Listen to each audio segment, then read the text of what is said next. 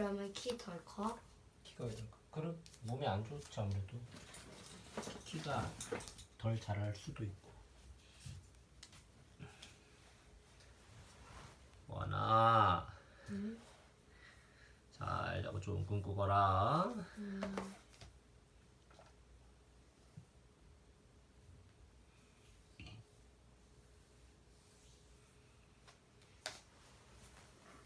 신통한 점괘.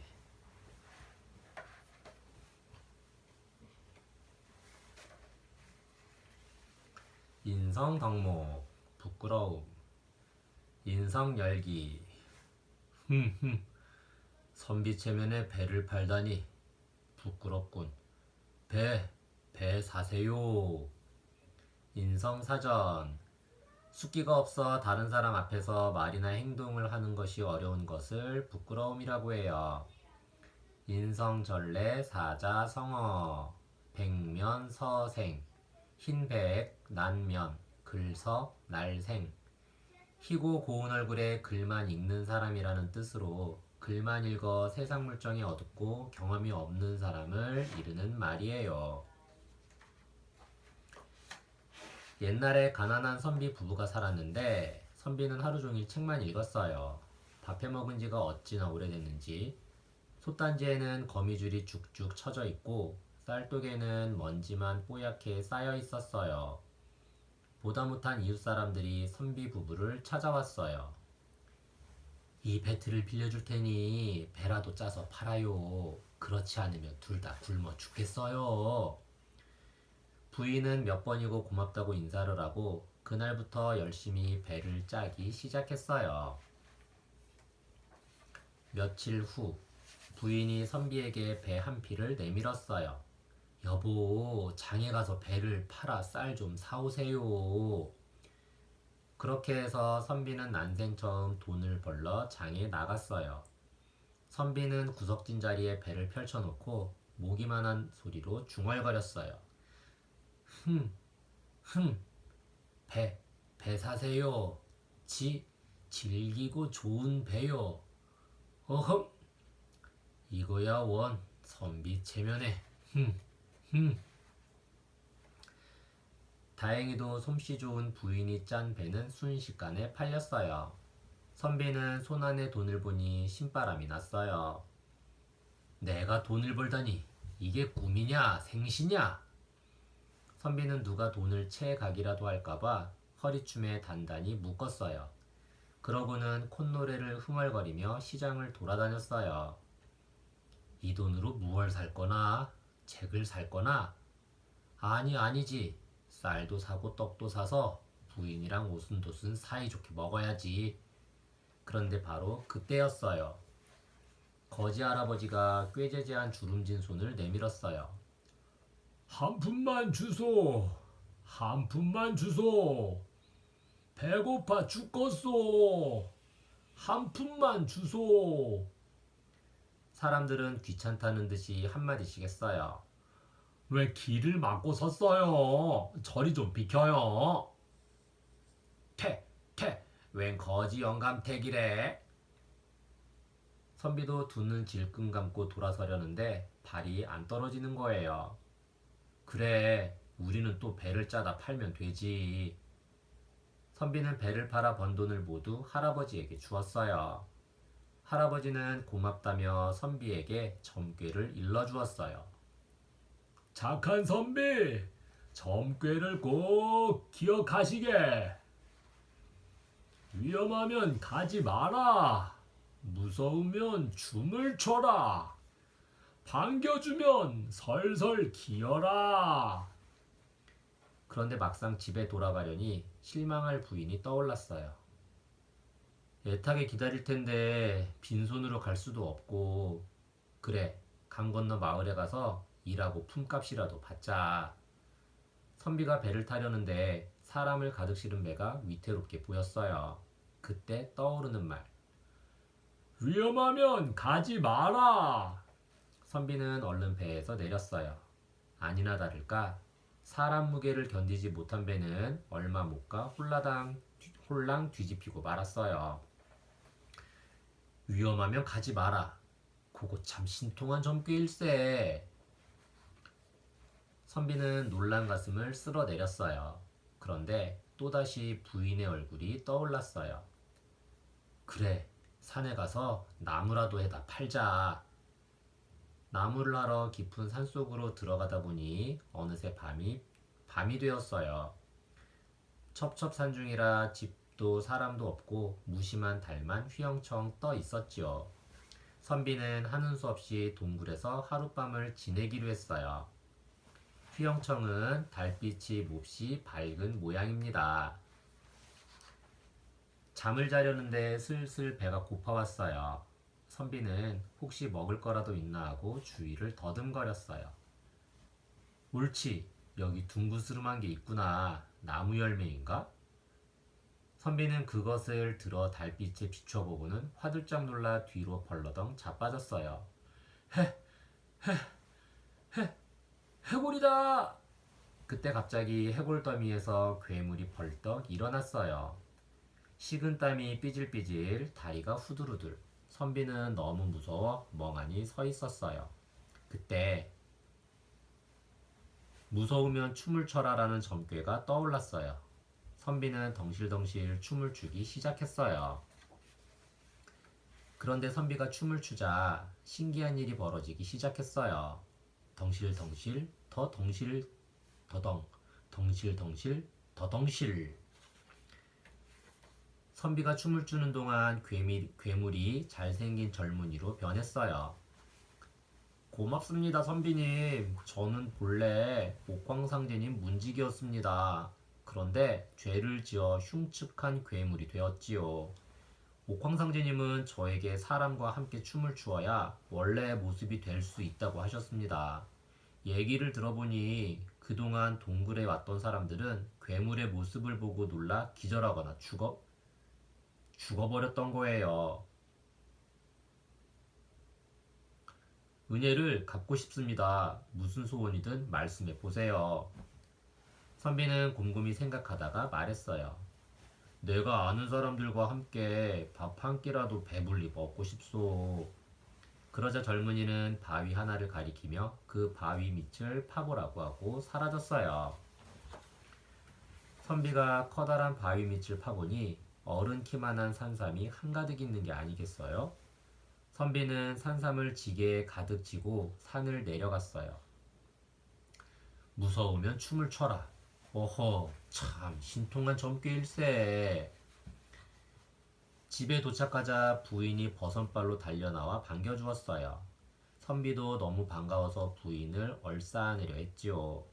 그런데 그때 반겨주면 설설 기어라가 떠올랐어요. 선비는 마당에 납작 엎드려 설설 기었어요. 그때 마루 밑에 숨어있던 도둑과 눈이 딱 마주쳤지요. 도둑은 깜짝 놀라 주랭랑을 쳤어요. 반겨주면 설설 기어라. 허허, 정말 신통한 점괘일세. 선비는 부인에게 그간 있었던 일을 모두 들려주었어요. 그 뒤 선비 부부는 산삼을 팔아 이웃과 나누고 어려운 사람들을 도우며 행복하게 잘 살았어요. 이야기 속 낱말사전. 춤. 장단에 맞추거나 흥에 겨워 팔다리를 움직이고 몸을 흔들어 표현하는 것을 말해요. 옛날 사람들은 하늘에 제사를 올릴 때 신에게 간절한 소망을 전하는 수단으로 춤을 추었어요. 거지. 다른 사람에게 먹을 것이나 돈을 빌어먹고 사는 사람을 말해요. 옛말에 거지 조상 안 가진 부자 없고 부자 조상 안 가진 거지 없다라는 말이 있는데 빈부귀천은 타고나는 것이 아님을 비유적으로 표현한 말이에요. 산삼. 깊은 산 속에서 산의 기운을 받고 자란 삼으로 인삼보다 약효가 높고 값도 비싸요. 신비로운 약재이니만큼 캘 때에도 의식을 갖추어야 했고 산삼을 캐는 것을 업으로 삼은 사람을 신만이라고 불렀어요. 신만이는 산삼을 발견하면 신과 딸을 크게 3번 외친 다음 산삼을 캤어요. 인성절레 요술항아리 신통한 점괘에 담긴 점괘 이야기.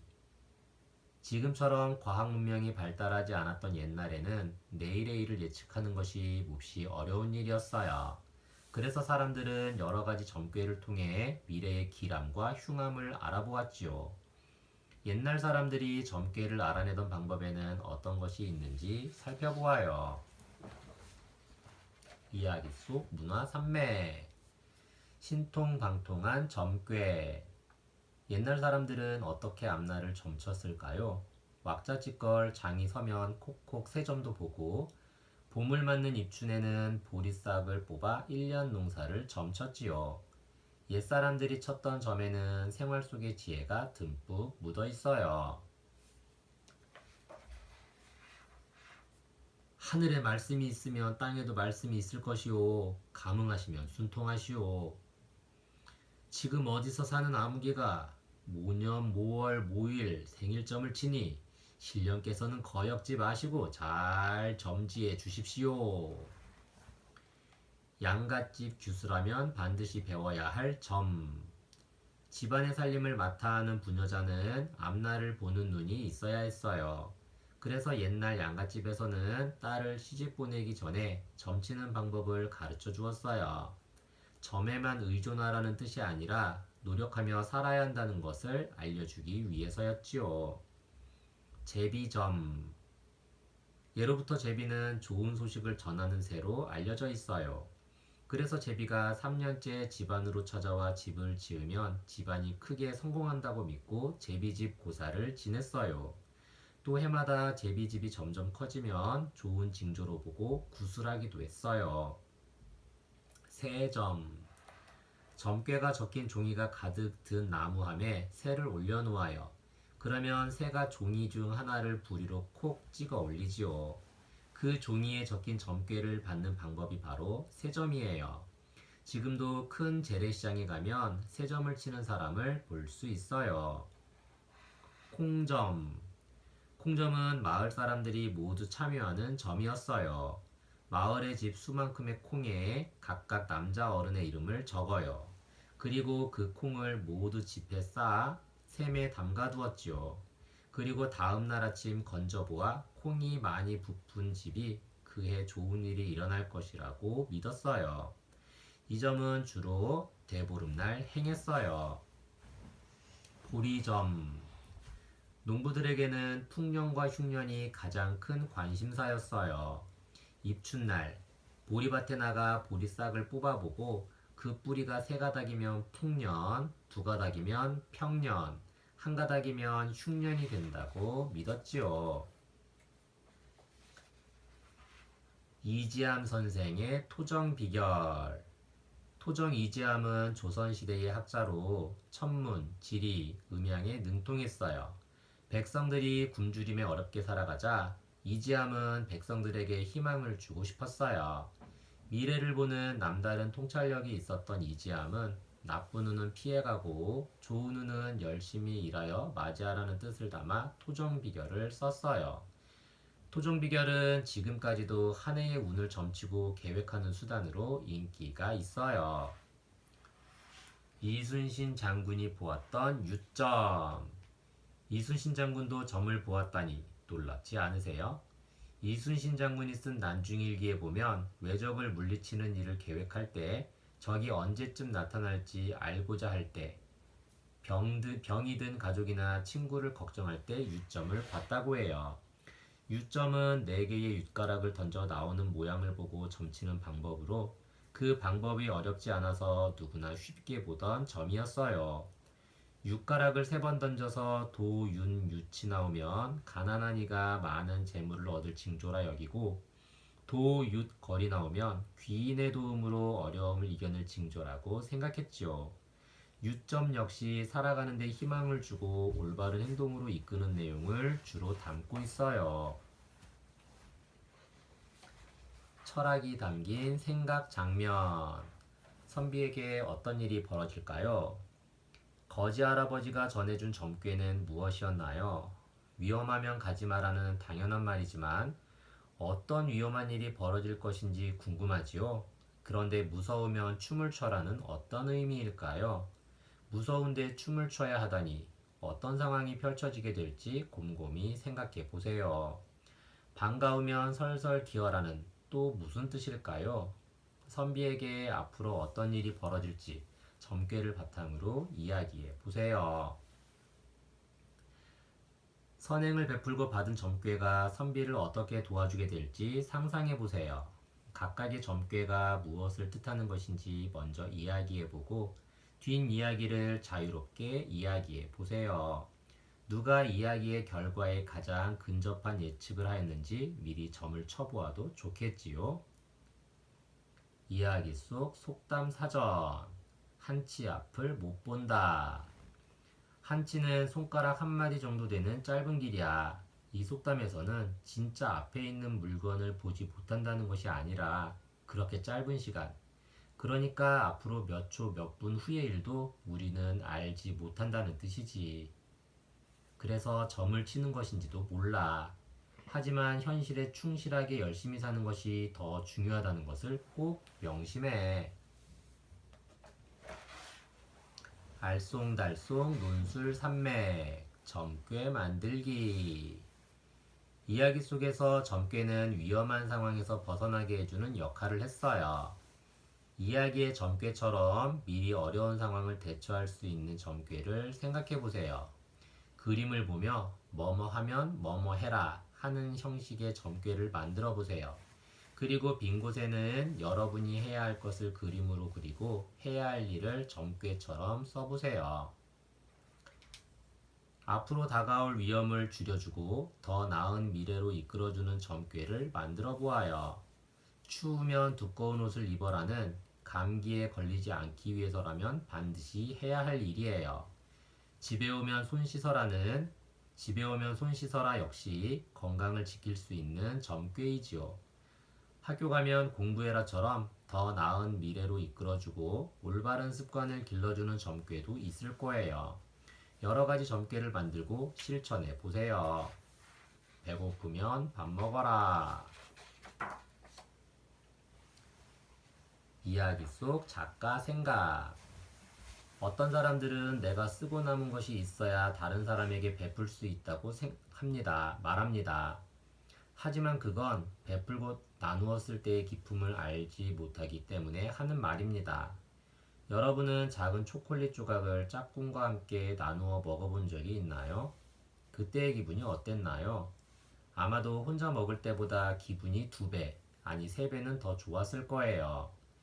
이러한 기분은 베풀고 나누는 사람에게만 주어지는 선물입니다. 이야기 속의 선비가 거지 할아버지에게 가진 것을 모두 내주고도 큰 복을 받은 것처럼 말이에요. 우리도 생활 속에서 작은 나눔과 베품을 실천해 보는 건 어떨까요? 작은 냇물이 큰 강을 이루듯이 여러분의 작은 나눔과 베품이 모여서 세상 사람들에게 희망과 행복을 가져다 줄 거예요. 글 작가 박경아. 인성 가꾸기. 부끄러움이란 숫기가 없어 다른 사람 앞에서 말이나 행동을 하는 것이 어려운 것을 말해요. 부끄러움에 관한 명언. 부끄러워하는 것은 청년에게는 일종의 진실이고 노인에게는 일종의 불명예이다.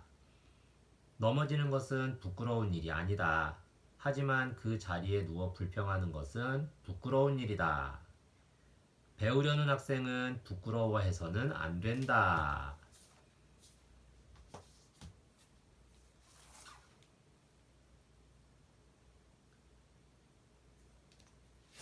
도깨비 감투.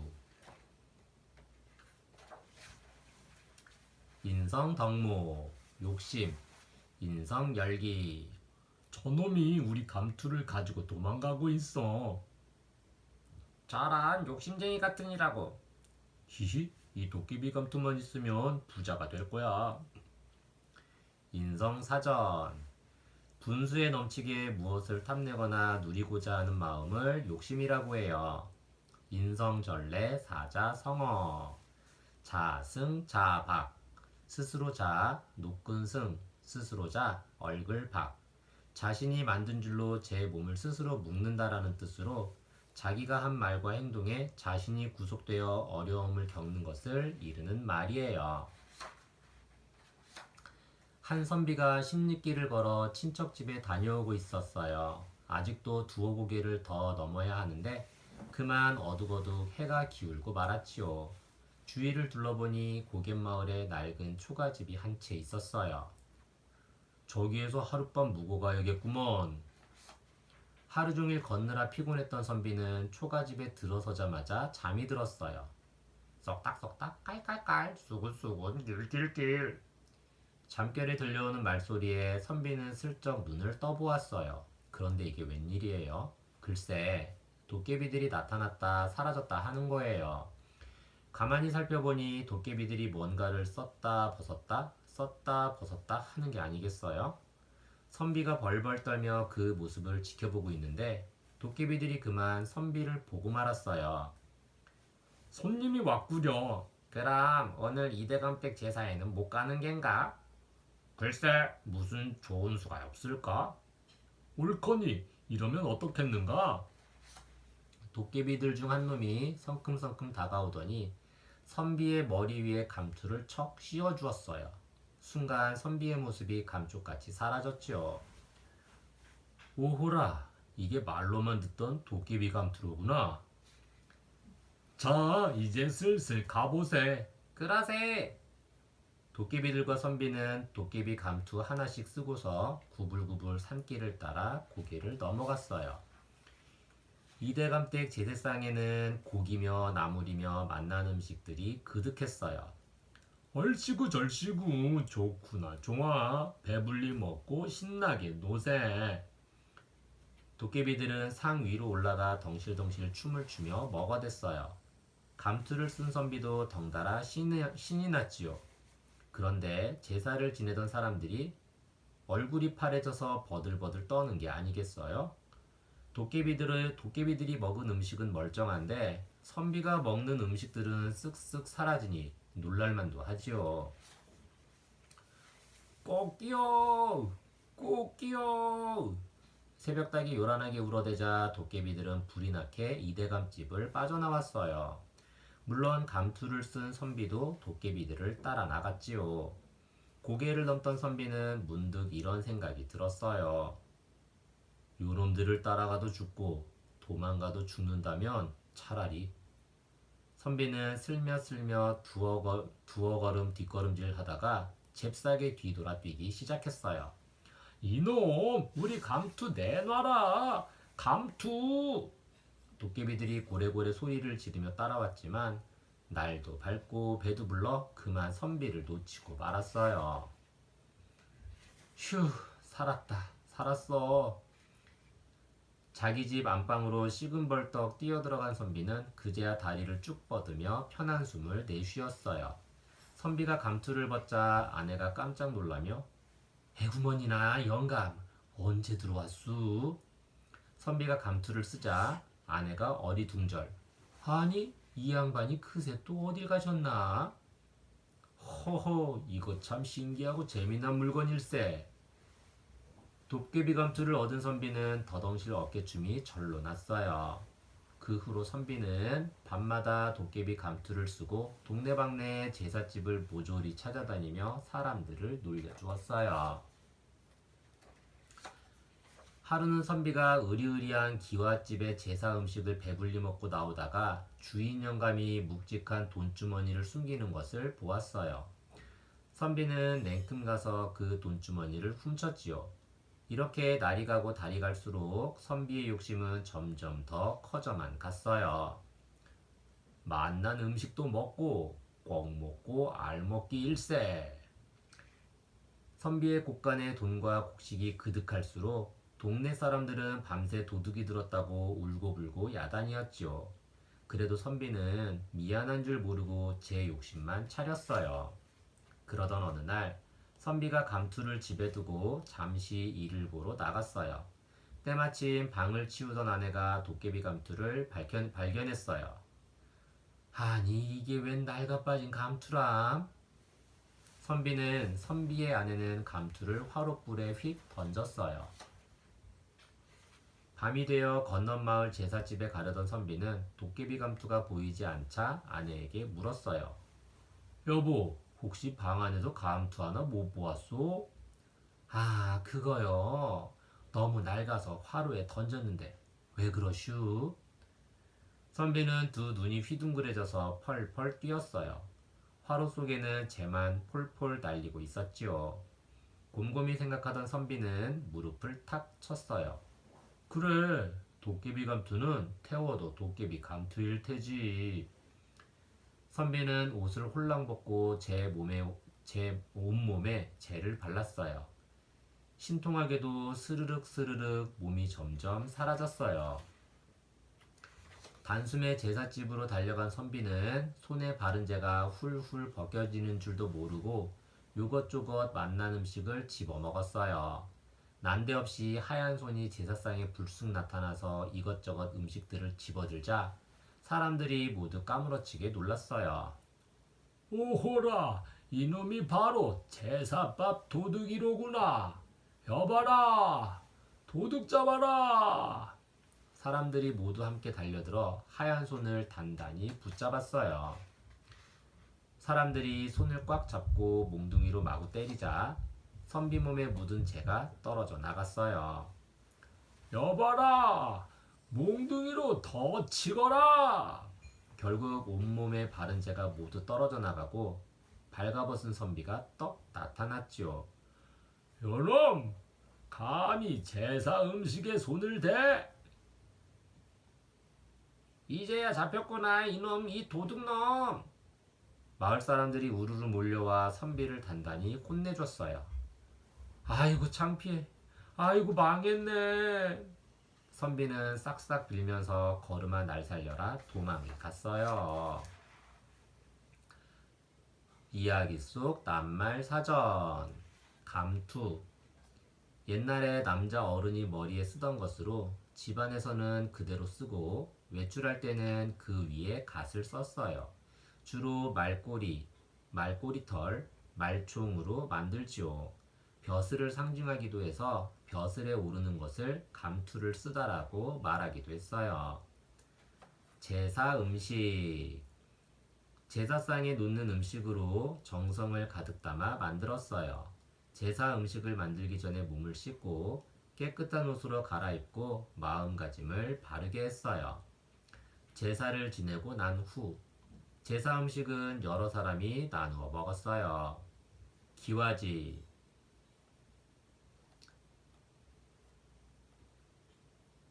기와로 지붕을 얹은 집이에요. 기와는 흙을 빚어 불에서 구워낸 것이라 썩거나 모양이 쉽게 변하지 않아요. 그래서 지프로 지붕을 이는 것보다 더 오랫동안 지붕을 지킬 수 있었어요. 인성절레 요술항아리 도깨비 감투에 담긴 재의 이야기. 옛날 사람들은 사람이 죽으면 비록 몸은 사라지지만 영혼은 남아있다고 믿었어요. 그래서 자손들은 때마다 모여 정성껏 음식을 차려놓고 조상님의 제사를 지냈지요. 옛날 사람들의 제사 지내는 모습과 그 안에 담긴 뜻을 살펴보아요. 이야기 속 문화산맥. 이대감댁 제사상을 살펴볼까요?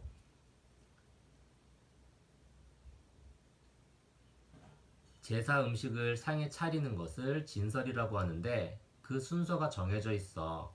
물론 지방마다 가문마다 조금씩 달라. 첫째 줄에는 손가락을 담는 시접을 놓고 술잔과 매와 갱을 놓지. 매와 갱이 뭐냐고? 매는 제사상에 놓는 밥이고 갱은 국이야. 둘째 줄은 고기로 만든 젖과 전을 놓지. 이때에는 어동육서, 즉 생선은 동쪽에 고기는 서쪽에 놓아야 해.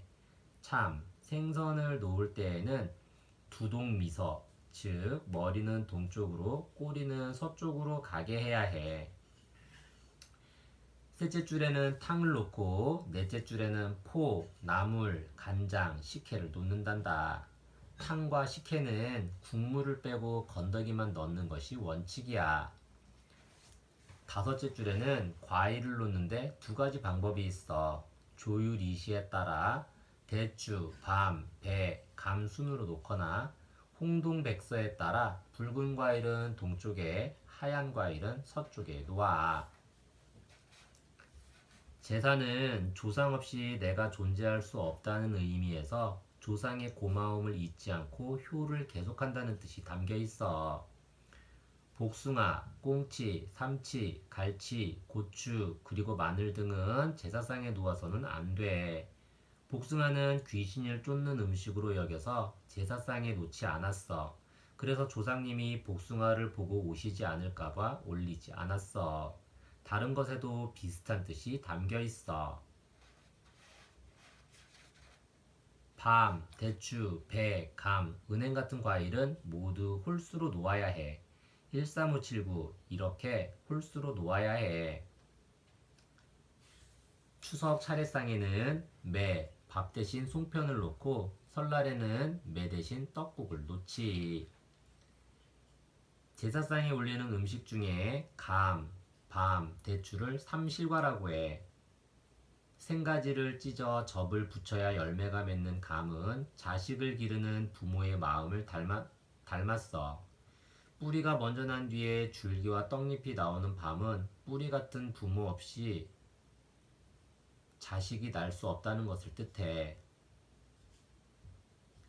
많은 열매가 열리는 대추는 자손의 번창을 상징하지. 제사가 시작됐어요. 정성 가득한 제사상을 차렸으니 이제 어떤 순서로 제사를 지내는지 살펴보아요. 그리고 제사에 얽힌 재미있는 이야기도 들어볼까요? 축문을 읽고 나서 여자는 4번, 남자는 2번 절을 해요. 축문을 잘 들어보면 상향이라는 말로 끝을 맺는데 맛있게 잡수세요라는 뜻이에요. 2. 밥과 국의 뚜껑을 열어놓고 밖으로 물러나 있거나 엎드려 있어요. 3. 어른이 어흠 하는 소리를 내면 모두 일어서요. 그리고 숭늉을 올리지요. 남자들이 절을 2번 하고 나면 제사는 끝이 나요. 상에 올렸던 신주를 꺼내어 다시 사당에 가져다 놓고 사람들은 제사 음식을 나누어 먹어요. 이것을 음복이라고 해요. 제사 지내고 얻은 논. 옛날 남해논에서 농사를 지으며 사는 가난한 농부가 있었어. 하루는 어머니 제사상에 올릴 쌀이 없자 농부는 주인집 논에서 몰래 벼를 베어와 그 쌀로 제사를 지냈어. 제사를 지내면서 농부는 주인집 벼를 몰래 가져다 제사를 올립니다. 부디 그 주인집 잘 되게 해주십시오 하고 빌었지. 가난한 농부는 해마다 그렇게 제사를 지내야 했어. 하지만 제사를 지낼 때에 주인집 잘 되게 해달라고 꼭 빌었어. 그러던 어느 날 주인이 보니 꼭 같은 날 같은 자리에 벼가 없어진단 말이야. 많이도 아니고 꼭 밥 한 고기 지을 만큼만 말이야. 이상히 여긴 주인이 오늘은 도둑을 꼭 잡아야겠다 하고 논에 몰래 숨어 있었지. 그리고 농부를 발견하고 농부가 제사를 지내며 논 주인이 잘 되게 해주십시오 하는 소리도 듣게 되었어. 곰곰이 생각해보니 농부가 자기 논의 벼로 제사를 지냈던 해부터 재산도 늘고 좋은 일만 있었단 말이지. 다음날 주인은 농부를 불러 음식을 대접하고 논도 뚝 떼어주었어. 자네 덕분에 내가 더 잘 살게 되었네. 이건 자네가 제사를 올려 얻은 논이니 자네 몫으로 갚게나. 이렇게 해서 농부도 제사 덕분에 복을 받았다는 이야기야. 철학이 담긴 생각 장면. 어떤 일이 일어났나요? 도깨비 감투를 쓰면 사람의 눈에 보이지 않는 투명인간이 돼요. 선비는 도깨비 감투를 쓰고 어떤 일을 했나요? 선비가 욕심을 내면 낼수록 선비의 모습이 어떻게 변했는지 앞장면부터 차례로 살펴보세요. 만약에 여러분에게 도깨비 감투가 생긴다면 무엇을 하고 싶은가요?